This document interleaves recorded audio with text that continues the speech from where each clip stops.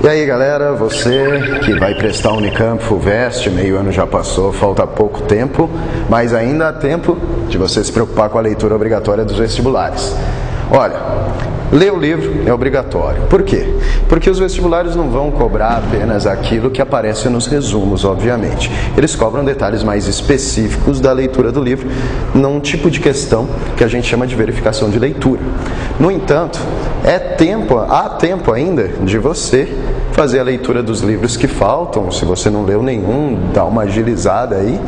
Mas o que é importante não basta simplesmente você ler o livro. Você tem que ler com uma atenção um pouco mais redobrada, porque é cobrado de você, com relação a essa leitura, que você tenha uma análise crítica do que você está lendo.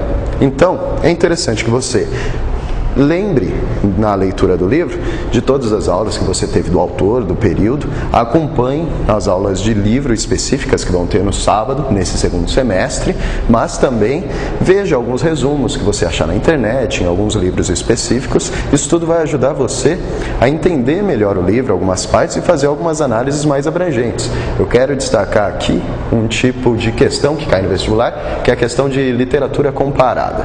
Por quê? Não cai simplesmente sobre um livro e vão perguntar só sobre esse livro. O tipo de questão que tem ficado cada vez mais recorrente é um tipo de questão que pega um elemento de um livro e compara com outro livro. Exemplo, uma questão mais ou menos batida de vestibulares é a questão do agregado. Temos agregados em 3 livros obrigatórios do vestibular.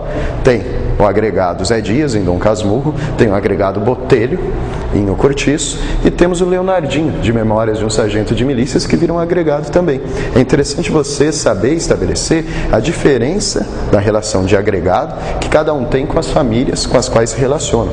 Tem também a questão da sensualidade que existe por trás de Rita Baiana, do Cortiço, e a sensualidade de Vidinha, de Memórias de um Sargento de Milícias, e tudo isso você vai conseguir identificar e entender melhor quando você vê a época, quando você vê a escola literária, quando você vê a característica do autor, e tudo isso você vai saber estudando, vai saber lendo. Então, dedicação à leitura, pessoal, não é só ler para cumprir tabela, é ler para entender, analisar e ir adiante.